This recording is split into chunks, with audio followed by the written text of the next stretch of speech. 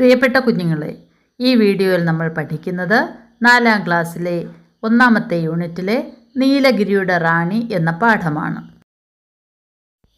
കാത്തിരിപ്പിൻ്റെ നീറ്റലാണല്ലോ കൃഷ്ണഗാഥയിലെ വരികളിൽ. എന്നാൽ ഇതിലെന്താണ് പങ്കിടുന്നത്? നീലഗിരിയുടെ റാണി. ഇരുപുറവും പലവർണ്ണ പൂക്കൾ, പൂമ്പാറ്റകളുടെ അകമ്പടി, പാട്ടും കളികളുമായി മലമുകളിലേക്ക് കയറിപ്പോവുകയാണ് തീവണ്ടി. കിനാവ് കാണുകയാണോ?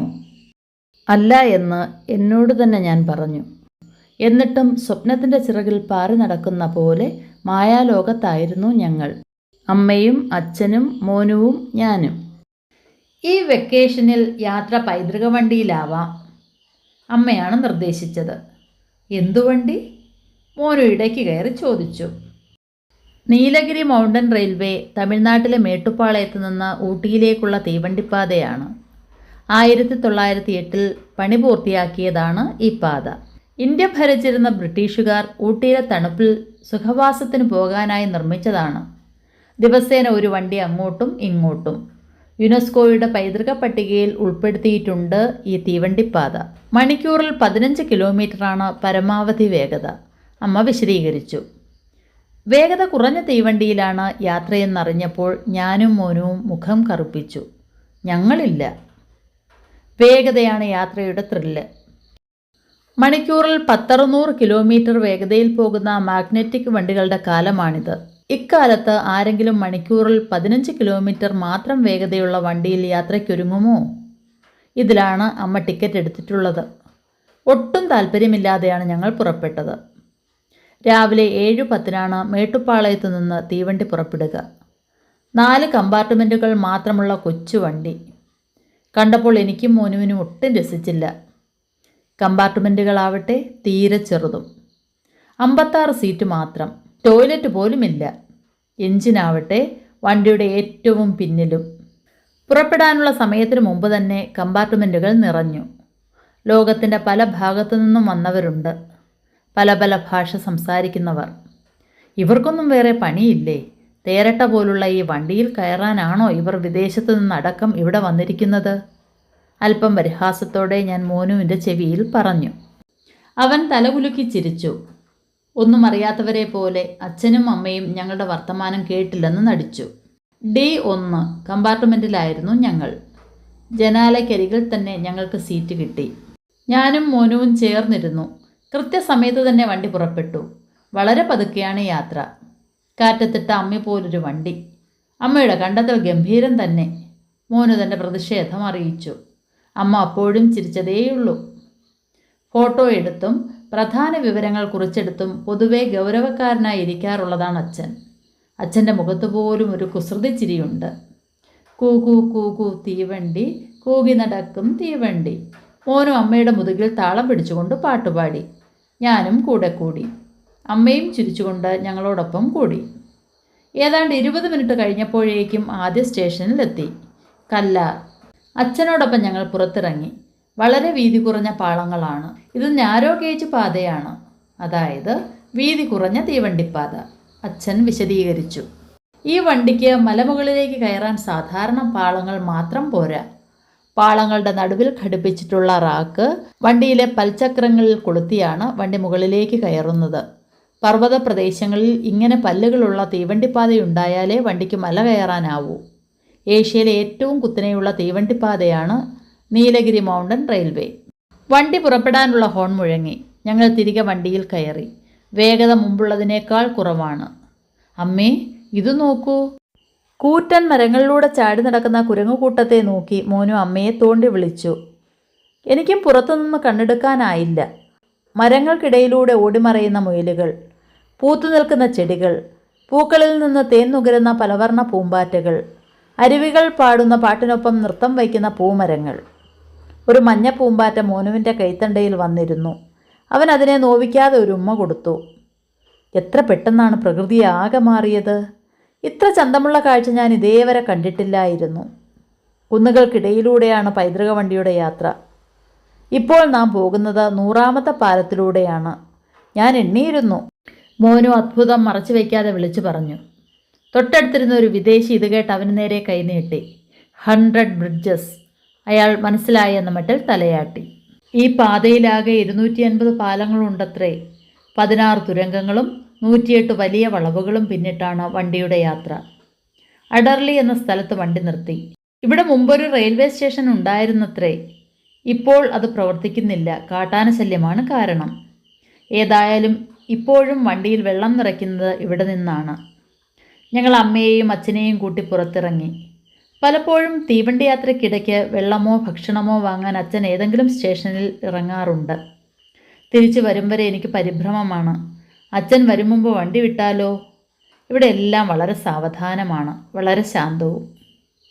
ഏറ്റവും രസമുള്ള സ്ഥലം റണ്ണിമേഡ് സ്റ്റേഷനാണ്.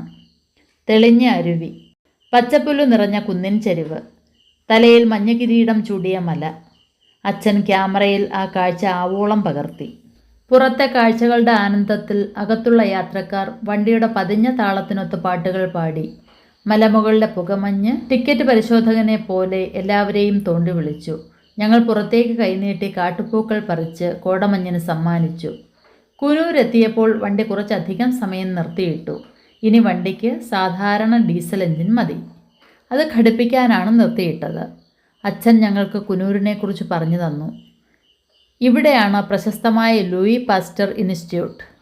പേവിഷബാധയ്ക്കെതിരായ വാക്സിൻ നിർമ്മിക്കുന്ന സ്ഥാപനമാണിത്. മറ്റു വാക്സിനുകളും ഇവിടെ ഉണ്ടാക്കുന്നുണ്ട്. കുനൂരിൽ നിന്ന് ഊട്ടിയിലേക്ക് കുറച്ച് ദൂരമേയുള്ളൂ. കയറ്റവും കുറവാണ്. ഏതെല്ലാമോ സിനിമകളിൽ കണ്ട് പരിചയം തോന്നിയ മായാലോകത്തെ കാഴ്ചകളിലൂടെ ഞങ്ങളുടെ വണ്ടി ഊട്ടിയിലെത്തി. ഞങ്ങളിപ്പോൾ സമുദ്രനിരപ്പിൽ നിന്നും 2200 മീറ്റർ ഉയരത്തിലാണ്. പശ്ചിമഘട്ടത്തിൻ്റെ ഏറ്റവും മനോഹരമായ കാഴ്ച സമ്മാനിച്ച് നീലഗിരിയുടെ റാണിയായ ഊട്ടി ഞങ്ങളെ സ്വാഗതം ചെയ്തു. തീവണ്ടിയിൽ നിന്നിറങ്ങിയപ്പോൾ ഞങ്ങൾ അമ്മയ്ക്ക് ഇരുപുറവും ചേർന്ന് നിന്നു. അമ്മ ഞങ്ങളെ ചേർത്ത് നിർത്തി തോളിലിട്ട കമ്പിളി പുതപ്പ് കൊണ്ട് സാവധാനം പുതപ്പിച്ചു.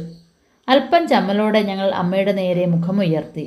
അമ്മ ഒരു കുസൃതി ചിരിയോടെ ഞങ്ങളെ നോക്കി കണ്ണിറുക്കി. അച്ഛൻ തക്ക സമയത്ത് ഞങ്ങളെ ക്യാമറയിലാക്കി. പഠന പ്രവർത്തനങ്ങൾ നോക്കാം. കാറ്റത്തിട്ട അമ്മി പോലൊരു വണ്ടി. മോനു ഇങ്ങനെ പറയാൻ കാരണമെന്ത്? തീവണ്ടി വളരെ പതുക്കെയാണ് മുന്നോട്ട് നീങ്ങിയത്. അത് മോനുവിന് ഇഷ്ടപ്പെട്ടില്ല. അതുകൊണ്ടാണ് കാറ്റത്തിട്ട അമ്മി പോലൊരു വണ്ടി എന്ന് മോനു പറഞ്ഞത്. കാറ്റിന് അമ്മയെ പറത്താൻ കഴിയില്ലല്ലോ. അല്പം ചമ്മലോടെ ഞങ്ങൾ അമ്മയുടെ നേരെ മുഖമുയർത്തി. എന്തുകൊണ്ടാണ് കുട്ടികൾ ചമ്മലോടെ അമ്മയെ നോക്കിയത്? യാത്ര തുടങ്ങിയപ്പോൾ തീവണ്ടിയുടെ വേഗതക്കുറവും സൗകര്യമില്ലായ്മയും കുട്ടികൾക്കൊട്ടും തന്നെ ഇഷ്ടപ്പെട്ടില്ല. അവർ പരാതിയും പറഞ്ഞിരുന്നു. എന്നാൽ അവർക്ക് ആ യാത്ര വളരെ നല്ല കാഴ്ചയും അനുഭവവുമാണ് നൽകിയത്. അതുകൊണ്ടാണ് കുട്ടികൾ ചമ്മലോടെ അമ്മയെ നോക്കിയത്. നമ്മളും പലതരം യാത്രകൾ നടത്തിയിട്ടുണ്ടല്ലോ.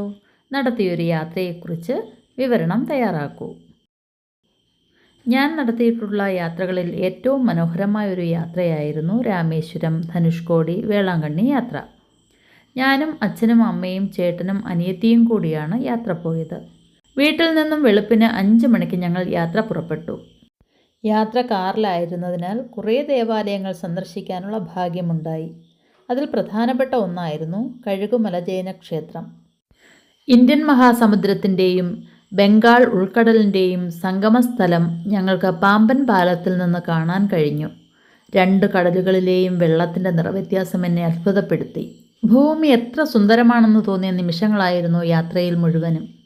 ആരാധനാലയങ്ങളിൽ അനുഭവപ്പെടുന്ന ആത്മീയത, നോക്കത്താ ദൂരത്തോളമുള്ള കടൽ തീരത്തു കൂടിയുള്ള യാത്ര, രാജ്യത്തിൻ്റെ വളർച്ച പ്രകടമാകുന്ന നീണ്ടു സുന്ദരമായ റോഡുകൾ, ആകർഷകമായ കൃഷിസ്ഥലങ്ങൾ, കടൽ വെള്ളത്തിൽ നിന്നും മനുഷ്യാധ്വാനത്തിലൂടെ ഉപ്പ് വേർതിരിച്ചെടുക്കുന്ന ഉപ്പളങ്ങൾ, വാസ്തുവിദ്യാ പാടവം പ്രകടമാകുന്ന ആരാധനാലയങ്ങൾ, വ്യത്യസ്ത രുചികൾ, വിദേശികളും സ്വദേശികളുമായി ആയിരങ്ങളെത്തുന്ന പുണ്യഭൂമി, എത്ര പറഞ്ഞാലും മതിയാവാത്ത കാഴ്ചകൾ. ഇന്ത്യയുടെ അഭിമാനമായ മുൻ രാഷ്ട്രപതി ഡോക്ടർ APJ അബ്ദുൽ കലാം താമസിച്ചിരുന്ന വീട്, ലൈബ്രറി, അവിടുത്തെ കടൽ തീരം എന്നീ സ്ഥലങ്ങൾ കാണാൻ സാധിച്ചത് മഹാഭാഗ്യമായാണ് എനിക്ക് തോന്നിയത്. വേളാങ്കണ്ണിയിലെത്താൻ ഞങ്ങൾ ഒരുപാട് ദൂരം യാത്ര ചെയ്തെങ്കിലും അവിടെ എത്തിയപ്പോൾ ഞങ്ങൾക്ക് നവോന്മേഷം കൈവന്നു. അമ്മയുടെ ഒരുപാട് നാളത്തെ ആഗ്രഹമായിരുന്നു വേളാങ്കണ്ണി പള്ളിയിൽ പോവുക എന്നത്. അവിടുത്തെ ഓരോ പള്ളിയിലെയും പ്രാർത്ഥനയിൽ ഞങ്ങൾ പങ്കെടുത്തു. ഓരോ പള്ളിയെക്കുറിച്ചുമുള്ള ഐതിഹ്യം അച്ഛൻ ഞങ്ങൾക്ക് പറഞ്ഞു തന്നു. അവിടെ മെഴുകുതിരി കത്തിക്കുകയും അവിടുത്തെ വിശുദ്ധ കിണറിലെ വെള്ളം വീട്ടിലേക്ക് കൊണ്ടുവരികയും ചെയ്തു.